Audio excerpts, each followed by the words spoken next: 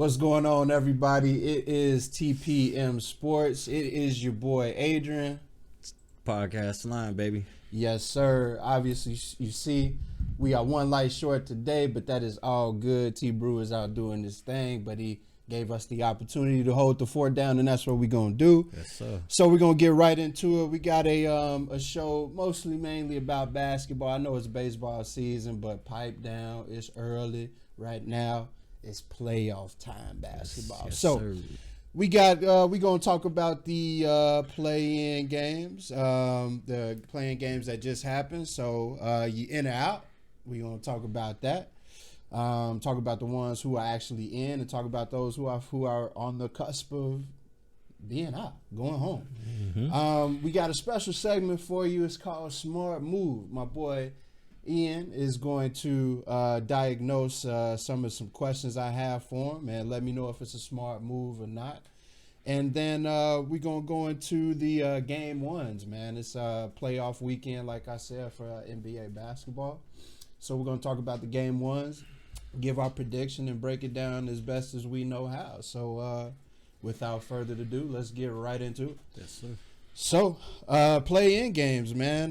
We just had some basketball previously. The play-in games. First of all, let's kind of break down, what the play-in game is for those who don't know. So, this NBA play-in tournament structure, the way it works is the 7th seed typically will host the 8th seed in a play-in game, which is what we saw. With the Boston Celtics, the Brooklyn Nets and the Cleveland Cavaliers. And the winner of that game will basically earn the 7th seed, and they don't have to play a second time. So one win, and then you're basically in. Now, and that's for the 7th, 8th seed. Now, for the 9th seed, the 9th seed will basically host the 10th seed in, the 9-10 game. And so that's basically a qualifying game to see who can actually possibly get that last seed, eighth seed. So this was something that was implemented about 2 years ago? 2 years ago. Yeah. And so I personally think it's been a good boost for the NBA, especially for ratings and making games like more of a priority down at the end of the season. So that's what the play-in game, consists of. So let's kind of talk about it. We saw Cleveland go against Brooklyn. It was in a relatively competitive game. Brooklyn basically came out on top. It was 115-108. I myself am a Brooklyn fan, a KD, Kyrie fan all day, every day. And so I'm obviously root for them. I thought it was a good game. So why don't you go ahead and tell me what you think about it, bro? What'd you like? Kyrie started off the game 10 for 10. It's crazy. He was in his bag. He was locked and loaded, bro. It was a pretty good game. Brooklyn got off to a good start. Like I said, Kyrie was he started off 10 for 10. I think he ended the game 12 for 15.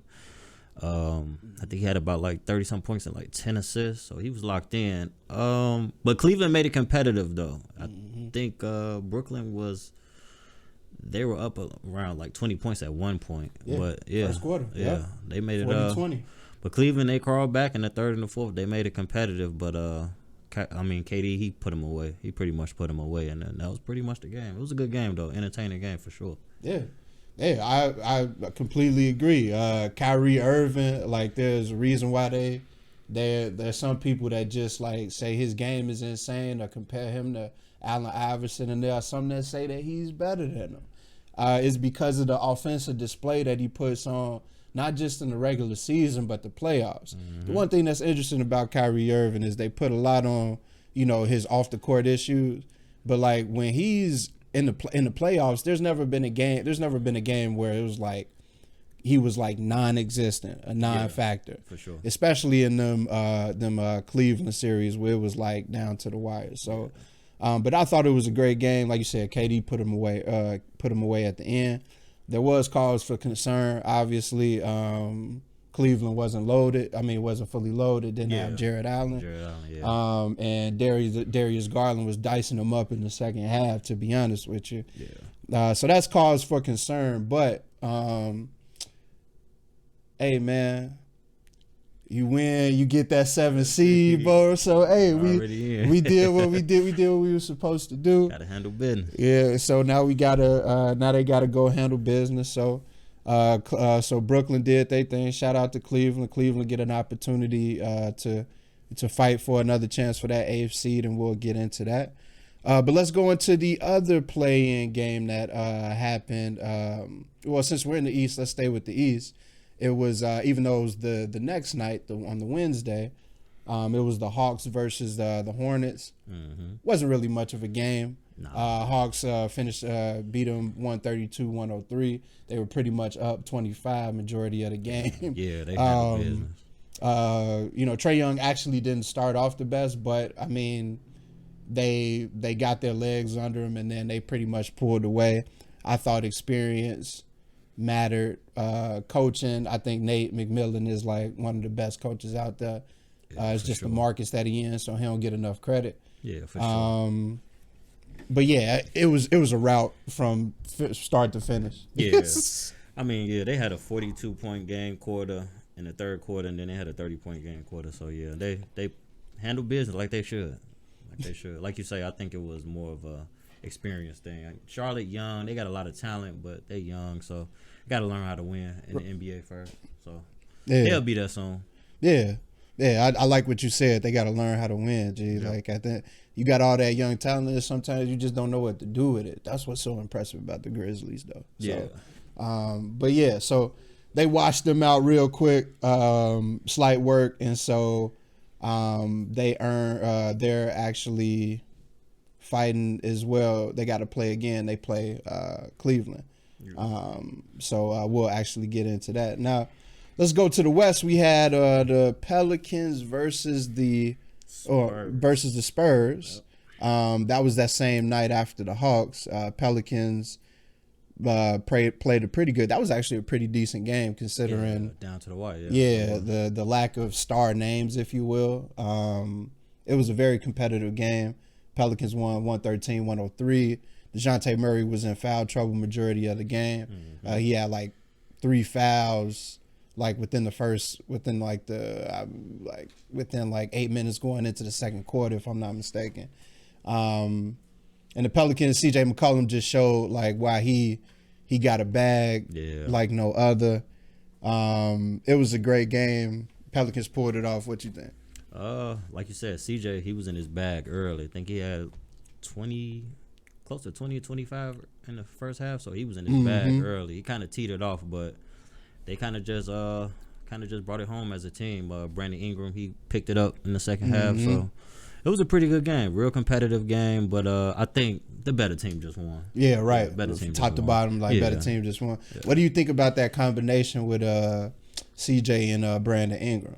Because Brandon Ingram is like he's a legit scorer. Yeah, he can score from all levels. He got to polish the game a little bit more, but like he can score. Like, what do you think? How do you think that when they start to get their team together, like how you think that's gonna look? Like when Zion come back, like help. Yeah, they go surprise some people for sure. CJ or Bucky get it for sure, and just like Brandon Ingram is. So.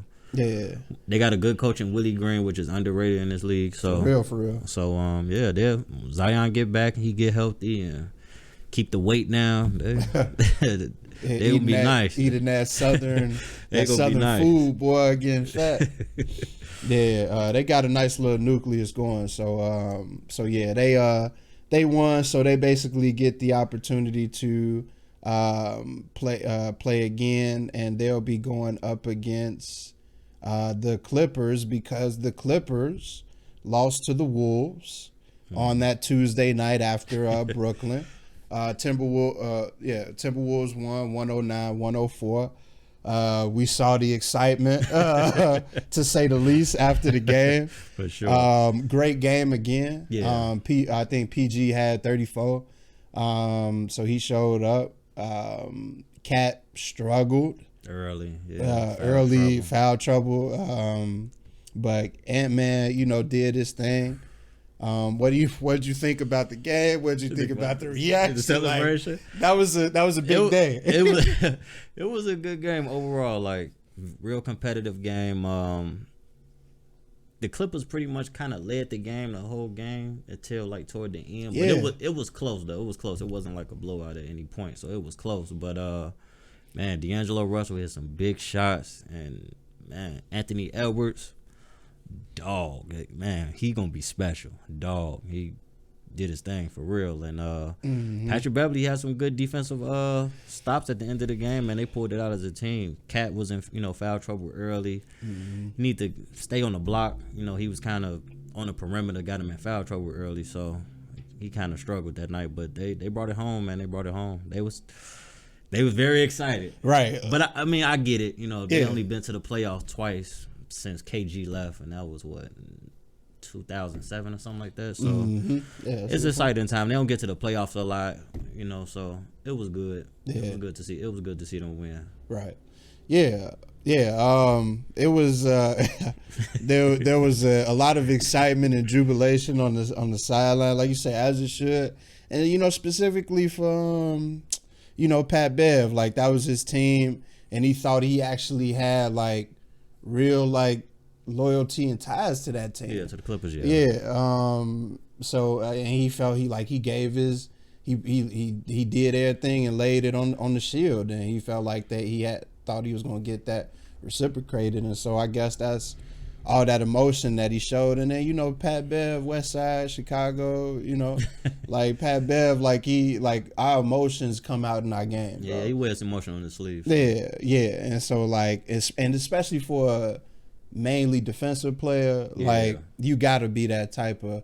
You gotta have that emotion, so it's something like you probably can't turn off. No, it's the same thing with Russell Westbrook, you want him to be 100 miles per hour, because if you don't, then he trash. Right, you know what I'm saying? You're not gonna get him. Yeah, so shout out to Pat Bev. The Wolves, they earned that 7th seed, so y'all, hey, do y'all thing. Y'all got a date with the Memphis Grizzlies, so it's gonna be it. Hopefully y'all do a little bit more celebrating, but it don't look like it. So yeah, that was the play-ins, man. Very exciting. We'll actually go into who we think though will actually pull out those games in a little bit. But first, we got a special segment. It is called Smart Move. I'm going to come up with a few questions here for the homie Podcast Slime, and he is going to tell me yes or no if it was a smart move or not. And he'll kind of give you some insight on that. So let's get right into it, man. And you got to answer. You got to give me an answer, man. Got you. So, smart move. Was it a smart move for Dave Roberts to pull Clayton Kershaw after 7 innings after a chance from attaining a perfect game? Now, before you answer that, let's kind of go into what a perfect game is. A perfect game for a pitcher is, basically no hits. Like, don't give anything up. No hits, on base, no hits, no nothing. Like, don't give anything up. Basically, either have a whole bunch of strikeouts or a whole bunch of pop flies, getting a lot of people out, like ground balls. But nothing on base. Can't get nobody on base. So, do you think he should have pulled him after 7 innings when he had a chance for a perfect game? Now, some statistics behind this: he had 13 Ks through 7 innings. Yeah, out of 21 batters. Yep. What do you think? As much as I hate to say it, it was a smart move. Typically because of his history. I guess last year he missed a couple games due to elbow soreness and things like that. So, but on the flip side, he could have got a perfect game. It ain't been one since 2012, so it's only been 23 in baseball existence. For out of 146 years. Right, so that's a long time. So those don't come every day. So from a fan's perspective, I could see you would want him to stay in the game. I mean, you let him pitch for 7 innings, might as well give him another inning. Right. I give him if he pitch a perfect game, I give him a couple of days off. But I mean, from a coach's aspect, I can see why. So I would say, from a coaching aspect, I would see it's a smart move. Yeah. So like, I'm gonna just play devil's advocate here, and like I look at it as it's the 4th or 5th game, fam. Like you just said, you could rest that man a couple extra days. It's early. Yeah. Like for sure. you ain't fighting for a playoff race just yet. And then second, you just you said something else. Like if you could leave him in the game, right? Like let him go another inning. If he get hit, he get hit. Like if somebody hit him, good game, it's still a damn good game. And then you sit him. All right. So I mean, I understand the injuries is something like, because he's actually, I think from like the times that I've read into Clayton Kershaw, he gets injured. Yeah. Like they're not serious injuries, but he gets injured. Yeah, nagging injuries. Yeah. Yeah, and nowadays, like that's what baseball clubs fear, is pitchers like getting severely injured, specifically pitchers. Yeah. So I can certainly understand, and especially since you said he had injury issues. Yeah. That's that's why I could waffle right there. But from a fan's perspective, it's only the 4th game, G. Like, it's only been 23 out of 146 years. Gotta G. let him rock. Gotta rock, bro. Gotta let him rock. It's LA too, G. Yeah. Come on, let it rock. It's a big market. For sure. And then I heard something they were saying like, it was a national televised game. Yeah. So like they had the opportunity to get in front of it, like not just intense fans, but casual fans as well. So I don't know, man. Like I could definitely see it with injuries, but like, man, let him rock. Yeah, you said let him rock. Yeah. All right. Next one, man. Smart move for Lamar Jackson to basically take his time on his contract negotiations and possibly play the next year without a contract. Is this is his last year on his deal? Right. Last year on his rookie deal? Yeah. That's a smart move to take his time. The contract that's gonna come. He gonna be the next one to get that bag. So at this point, he gonna get what Deshaun got $230, so he gonna get more than that. So it's next man up. So he gonna get his bag regardless, as long as he stay healthy. Even if he don't stay healthy, he's still gonna get that bag just off his work now. So what, you not gonna give him right? You feel me? So you know what I'm saying? Just stay in the lab, keep working on your craft. He gonna get that bag, man. That's a smart move. Yeah, I agree with this one. I think it's a smart move considering how the market has been fucked up ever since. What's his name? Got that $20 million from the Jaguars. The wide receiver, Christian Kirk. The market has been like flipped on his head, and so for wide receivers and quarterbacks. Yeah. So if that's the case, Lamar, they just gave a man that ain't played in a year $230. What they just gave him? $230. Yep, bro, guaranteed. Lamar, hey, bro, you do everything for you. You already won an MVP. You've been to the playoffs twice. Past expectations. You passed a lot of expectations already. Sit out, bro. A man just got $230 and he ain't played for a year. Sit your ass out, bro. I think it's cool. And then the way he played, like he seems smart. Like he seems to be a smart runner. Yeah. Like RG3 was a reckless runner. Yeah, RG3, a couple others. Yeah. Yeah, he's a smart runner. So I could bank on him like being smart. So yeah, we could agree on that. Next one. This was obviously near and dear to my heart. Obviously, smart move for the Packers to sign Sammy Watkins on a 1-year, $4 million deal. Definitely a smart move. They need that veteran presence in that receiver room. I mean, they pretty much ain't got nobody, to my knowledge. Maybe except Randall Cobb, but Randall Cobb, he a little older. So, yep. I mean, Sammy Watkins, but they can still ball out. I'm pretty sure they're going to. And the receiver draft is pretty deep. I'm pretty sure they're going to draft somebody in the first round. So, it's a smart move. Need some a veteran presence in that locker room for sure. Yeah. So, I'm not even going to say I'm not going to say a smart move. I agree with your points. But I'm going to just say it's a move. I'm gonna just say it's a move, G. And this and like I don't know what it's gonna do. Like Sammy Watkins has been injured. Yeah. He's injury prone. So it's like, all right, we got this man. It's like when we picked up Devin Funches. We picked up Devin Funches, and not receiver, but we picked up Devin Funches, and Devin Funches couldn't even stay healthy. Then he opted out because of COVID. All this other stuff. So it's like, we gonna get a Sammy Watkins on a 1 year. Sounds good, bro, but how healthy are you, G? Yeah. Like, that's one thing. And then another thing, I personally feel like this is, this tells me that they're not gonna get like a DK or like a Brandon Cooks. This tells me that they're probably gonna maybe draft heavy and 2 receivers, 2 rookies, and then throw with Sammy Watkins and Lazard, Randall Cobb, all that. I mean, it's still early. It's possible, it's still early. It's only April, so it's possible. But I think they gonna. But you already tied up $4 million, so it's like. Yeah, I think they're gonna go young. Yeah. It's a move. It is what it is. They needed it. It don't move no type of needle. In fact, that needle probably went down just a tad. Just because, bro. All right. Next question, man. Smart move for the Los Angeles Lakers to fire Frank Vogel. This one, I would say smart move. This is a tough one. Always in the mix. Producer Kerr, always in the mix. Always in the mix. Damn. The Lakers, Frank Vogel.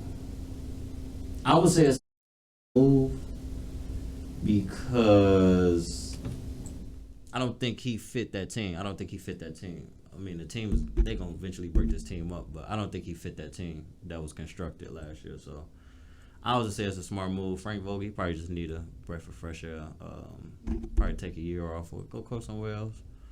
I would say it's a smart move for because they want too much control. They want too much control as far as like the coaching staff goes, and I think that was a big disconnect on that team too as well. Yeah. So it almost feel like Indiana was just like the perfect. It was perfect. Like it wasn't a loud market, but he was able to be kind of him in a market that needed some swag, but not like somebody overpowering, like with a Jerry Jones that's like always talking or something like that. But yeah, me personally, I'm on the fence with this, G, because it's like you won a chip with him, right. And you could say that was AD, that was LeBron, but I mean, you still got to put them. They had the top rated defense that year, and that's what Frank Vogel known for. Coach, yep. So I feel like he did his job in that regard. Then y'all took the defense away from him. and y'all didn't give him no defense, right? And then y'all like expected him to pull a rabbit out his ass when coaches can only do so much. Right. He basically took all the blame, him and Russ. Right. For the season. Yeah, but to your point, I think he lost the locker room. Like he probably lost the they probably just couldn't hear his voice no more. Like the voice is probably gone. And then there's so much coming out about Russ and Frank Vogel. Yeah, too much outside noise as well. Yeah, like it probably, like you said, it probably just ran its course where he just needed like a new, like just a breath of fresh air and a new scenery. But I really don't think he deserved it. No. I feel like if anything, like it should have been better leadership from players. Like I saw a comment Russ said, and I believe this is true, when they asked him about the support of like AD and LeBron James, and he had a comment. He was like, yeah, they could say these things like we support you, but it's like, but he was basically questioning like is it actually there, and where was it when I needed it? Yeah. You know what I'm saying? So like, I feel like leadership shouldn't have all been led with Frank Vogel. Left at Frank Vogel feet. Agreed. So But shit, you out of LA now, so like Yeah. they gonna have to figure it out now. Now since we talking about new sceneries, last question. Smart move to bring Ben Simmons back in the first round of the playoffs versus Boston. It's been reported that he is shooting for game 4. Game 4. Take it away. This is a tricky one. I see it both ways, but I would say a smart move for them on defense. And it'll give more room for Kyrie to kind of roam the floor and move without the ball, as well as KD. They'll have more length, because I think they kind of missing length on the guard side aspect. Maybe besides KD, but KD a forward. But after that, their guards are pretty small, so he'll add a lot of length and a lot of presence on defense. So I would say it's a smart move. The only thing that would kind of trouble me is him like kind of getting his feet back, and we in the middle of the playoffs. Right. It's like no room for error. Right. And they're in the middle of the playoffs, so that'd be tough. But I mean, if he can kind of get everything up to speed, and they have Ben Simmons with that length and the way he can, you know what I'm saying, be a floor general and play defense. Milwaukee and Boston, Chicago, whoever come across Brooklyn, y'all better be ready, man. Yeah. Boys gonna be ready for war, for real. Yeah. Yeah, man. Shoot, I'm kind of biased on this, so I don't even know if I should answer this, man. Kurt, you want to answer this, man? Like, I'm biased as hell on it. Shoot, man. 10 minutes, 15 minutes. Like, fam, look. We've been getting 120 points just about without you, bro.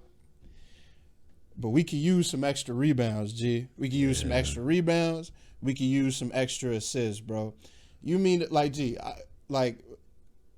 people like that, like the concern of chemistry, I'm not concerned about that. Like when we asking you to possibly be a Bruce Brown guy, right. Like well, we asking you to play like the middle of the court free throw line, and then make a play from the free throw line. Yeah, you and like bro, if you mean to tell me that you can't shoot a floater and miss that, like how Bruce Brown shoot them, like if you don't got it in your man mental to even shoot a floater, like we not asking you to actually shoot a jump shot, shoot a floater. If you can't do that or make a decision on that or kick out to the three, then you shouldn't be playing basketball. You shouldn't be on the court. And I highly doubt that he wouldn't be able to do that. So I could see him playing the Bruce Brown role for like 10, 15 minutes. Yeah. Like we not asking you for your defense to be spectacular, but I know it's better than Steph Curry's. I know it's better than Patty Mills. Yeah, he's longer than them guys. Yeah, so. I know it's better than Kessler Edwards. Like, I know it's better than all of them. So, yeah, I'm going to use you as just another body. Like, we ain't asking you to score 30. Yeah. You need about 8 to 10 rebounds and about 10, if not even 10, 8 assists. Bro, like KD and Kyrie in that game against Cleveland, they combined for 23 assists.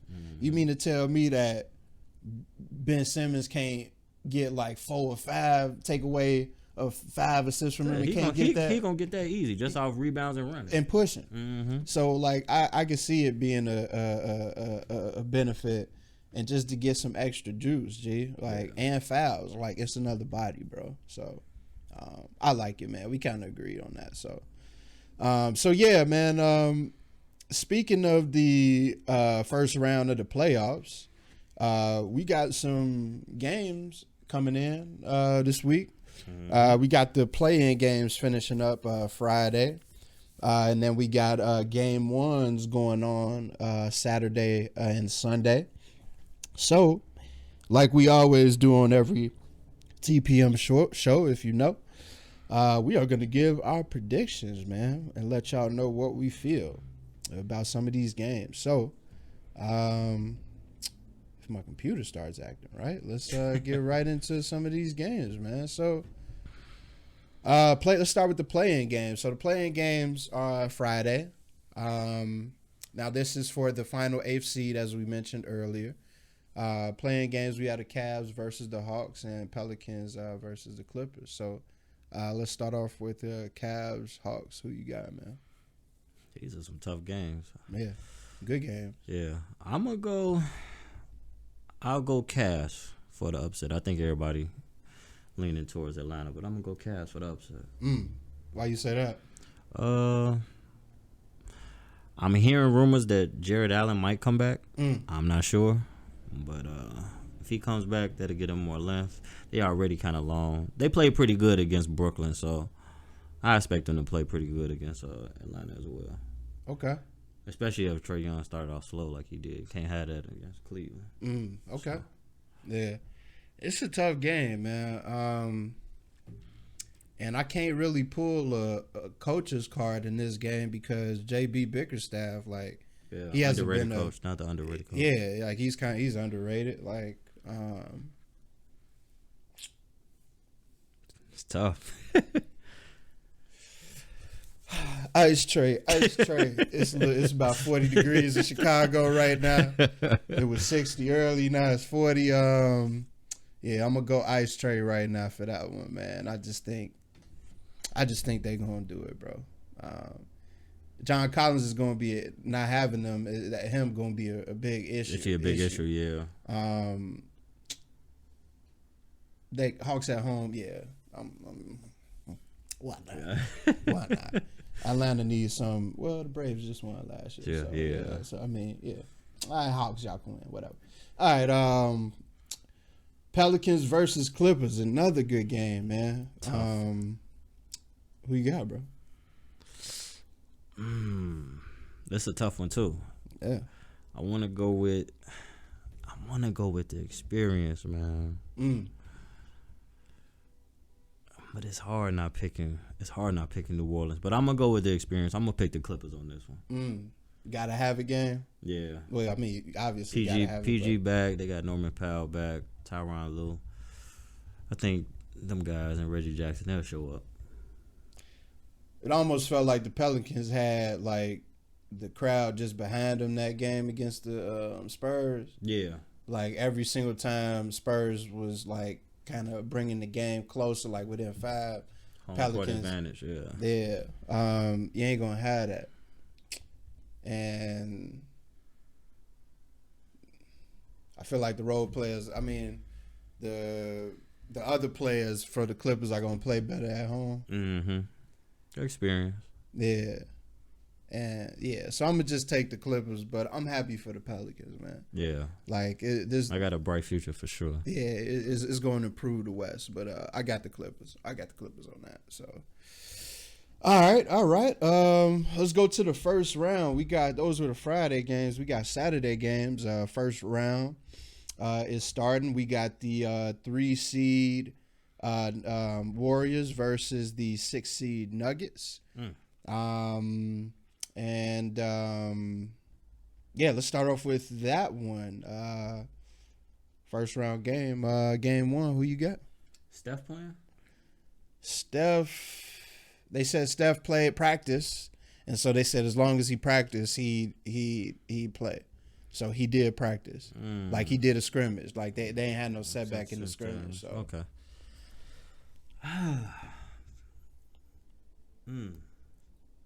I'll go Warriors. If Steph play, I'll go Warriors. For sure.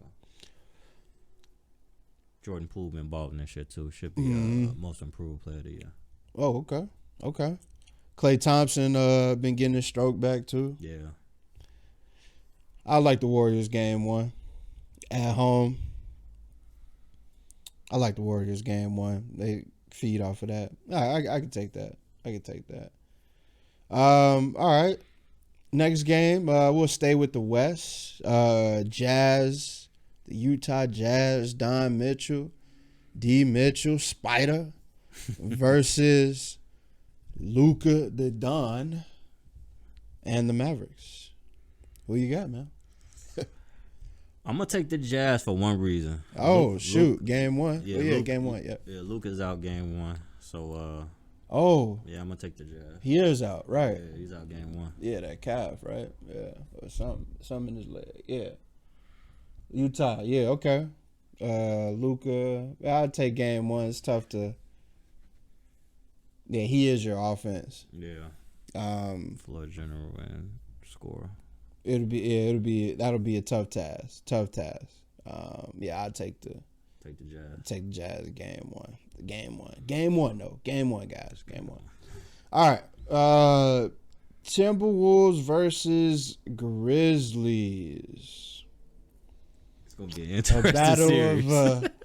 A battle of young teams right now. Young teams. Well, I mean, the Wolves got a few more veterans than them, but they still young. The stars are the young players. For sure.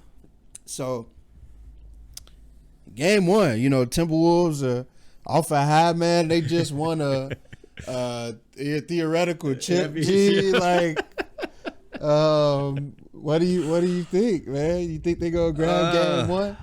2-7. So into the grand house, game one. These two teams split in the regular season, so this is gonna be a very interesting series. Split, huh? Okay. I'm gonna go Timberwolves game one. Coming off a high, Cat coming in with a big game. Yeah, you need it. He need it. Yeah. Grand house all day, bro. Grizz. Grand house all day, bro. Shout out Ja. Yeah, I just don't see how you could like just fall flat on your face that fast. Like be that good during the year and like just have a tail off. I know it's game one, but it's like I hope not. They the better team. G. Yeah, they the better team. So I would like they've been balling for sure, and they're running like they're running. Yeah. I'd take the Grizz, man. Take that game one. I personally feel like that'll be a gentleman's sweep, but we'll get into that. I think the Grizz will do a gentleman's sweep, but they take game one.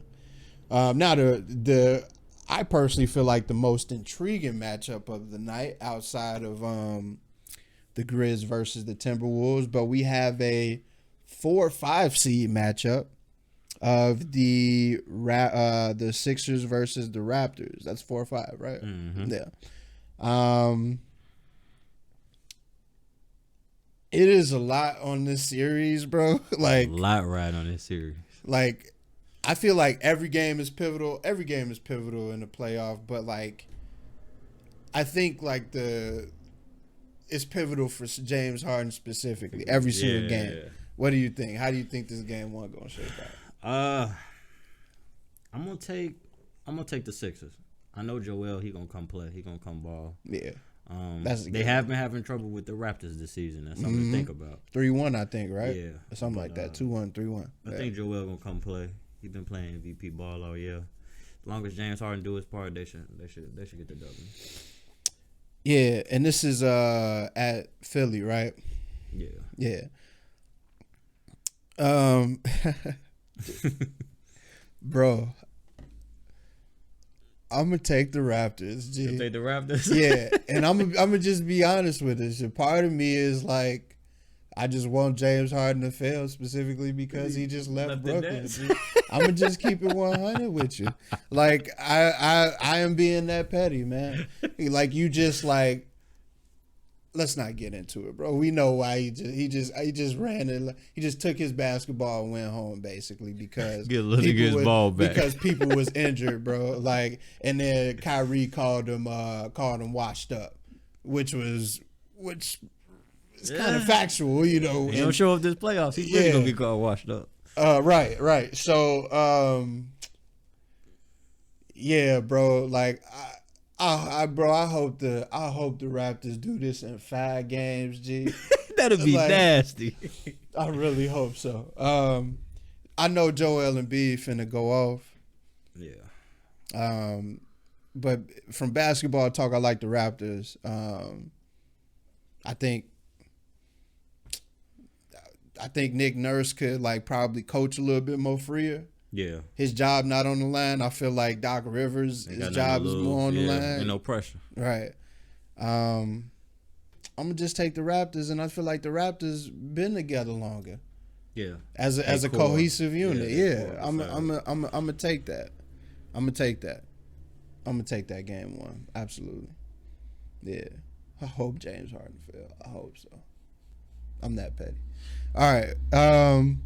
Sunday, we got some game ones as well. Starting off with the East, we got my the Brooklyn Nets, well, not my Brooklyn Nets, but my KD and Kyrie Brooklyn Nets. And they are going up against the Boston Celtics in a 2-7 seed matchup. How you feel, bro? What do you think? This is obviously a big matchup as well. Man, Kyrie been cooking, bro. I ain't gonna lie. Kyrie, he been in his bag lately. I'm gonna go Brooklyn, man. Game one? Yeah, I'm gonna take Brooklyn. So I'm gonna take Brooklyn for this simple fact. This is another biased answer. Like, Kurt, you want to get in on this? You picking about? Okay, all right. But like, if I separate my biases from this, I'm gonna still take Brooklyn for the simple fact that the Celtics, like they finished the season strong. Yeah, like hottest team in the yeah. But Brooklyn finished the season strong too. Yeah. Like they had to have all those games. Mm-hmm. So I feel like they're figuring themselves. I'm figuring like they're figuring themselves out. Robert Williams, although they say he's gonna return, even if he not gonna be 100%. So I still feel like that there's an opportunity there. Mm-hmm. And like you said, Kyrie, I feel like this is on Kyrie, G. Yeah. Like KD got to do more. KD has to do more because physically he's more gifted because he's taller, longer than Kyrie. He can physically do more. But Kyrie Irving has to be there every single game. Every night. You got to be there every single night, bro. So I'm gonna take Brooklyn game one, man. Bruce Brown, man. I ain't like your comments, man. Like, don't add no fuel to the fire. If anybody don't know, Bruce Brown basically said they ain't had Robert Williams, so they'll be able to attack Al Horford and Daniel Tice, make it easy. And KD basically shot that shit down, basically. Playoff ball, that shit don't matter. That don't matter, bro. Like, you got to go out there and hoop, and that's specifically what KD said. So, y'all go hoop. All right, man. The next matchup in the East, we got a 3-6 matchup Sunday night. Chicago Bulls versus the Milwaukee defending champion Bucks. What do you think?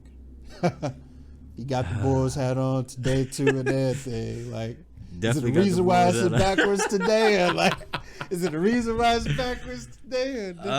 Man, this is a tough one. My answer could be biased, but I'm gonna go Bucks game one. The only way I see us taking game one is our low presence. Our presence in the low post is pretty good, but I just think the Bucks are a better team. They're more healthier, so yeah, right. I'm gonna take the Bucks. It hurts my heart to say that. I promise y'all they do. Bucks have an 85% chance to win game one. It's not fair, bro. It's not fair. Like they're injured. Like it's not fair for the Bulls. Like, you don't know what their team look like. Yeah, fully healthy. Fully healthy, bro. And on top of that, Zach LaVine's been dealing with the knee issue, and let's be honest, bro. Like, his game, he plays above the rim. Like, that's it. That's gonna be an issue. Yeah. Like, so he wouldn't even be 100% himself anyway. Mm-hmm. So like, they're already working behind the 8 ball, in addition to the other injuries they got. So it's just an unfair draw to match up. You know, like you just got seeded. You know, the way you at. So Bucks game one, ain't no stopping Giannis, and that 3, it just fits. Middleton, Holiday, Giannis. Role it players, fits. they've been in their bag lately too. It fits. Now, we don't know fully just yet who's gonna play the number 1 seed in the East in the Miami Heat. But you projected the Cavaliers, right? Mm-hmm. Game 1, if the Cavaliers make it against the Heat, who you got? I got the Heat. They got a lot of shooters. A lot of veteran presence on that team. great coaching, Coach Spo. I don't think he get his flowers enough, so I'll take the Heat. Yeah. Same. So, who did I say? Hawks. It don't matter. It don't matter. Game 1, Heat. More experienced coach. A coach that makes adjustments like at a high level. Yeah. Yeah. Better defensive team, shooters. Yeah, I agree. And then the last game of the night, it is a West Coast game. The Suns will be playing the to be determined 8th seed. I project the Clippers winning. I believe I said that. Yeah, we both had the Clippers. Both had the Clippers. Yep. Who you got on that game 1? If they defeat the Suns. Suns healthy. I got the Suns. Been the best team wire to wire basketball. Hard to disagree. Suns. Although it would be interesting if Kawhi was like playing. That would be a 8th seed that you would never want to play. That would be like, that's so messed up. But yeah, Suns game 1, easy money. So yeah, that'll wrap up the game predictions, man. Hopefully these work out for us. Y'all be able to let us know what y'all think. But before we go, we kind of wanted to go over a specific subject. That was something tragic that happened to the NFL community. Yeah, we had a loss. Pittsburgh Steelers quarterback Dwayne Haskins lost his life. Was that Saturday morning? Yeah. Yeah. So prayers out to his family, teammates, his wife, everybody. It's just a tragic thing. He's only 24. Mm-hmm. Yeah. So it's pretty sad, man. Prayers out to his family. Yeah. Tragic situation. He got, from what we heard, like he was struck by a car, struck by a truck, yeah, something dump like truck, that. yeah, Yeah, the expressway. Yeah, and, details still coming out. So right. But either way, it's an unfortunate situation. Prayers out to the family, his wife, teammates. Like that's things that just don't. It just like stuff don't happen like that. Don't like just happen often, right? Yeah, I feel like yeah. you know what I'm saying. So young. So yeah, man, lost a black man young, outside of his football career, like could have, had a lot more going for him. So, he wasn't just a football player. He was a black man. Yeah, a husband. A husband. Somebody's son, somebody's cousin, somebody's friend. So. Yeah, so, sure. Yeah, so prayers up for them. I guess we should end on a more happier note, if you will. Tomorrow is April 15th. It is the day Jackie Robinson debuted in the MLB, 1974. And Jackie Robinson, that debut essentially spark plugged the continuation for fighting for equality, in sports and in life in general. So it is associated with my birthday as well. You know what I'm saying? April 15th. Yes, sir. But that is that's something that you'll never forget about, man. So yeah. Thank you, Jackie. Salute. Yeah, man. Salute. Anything else you got, man? Nah, man, that's it, man. All right, man. Well, shoot, this is TPM Sports, man. It is your boy Adrian. Podcast line, baby. I already know. Yes, sir. T Brew. I hope you having fun out there. H-Town. Yes, sir. But other than that, we out.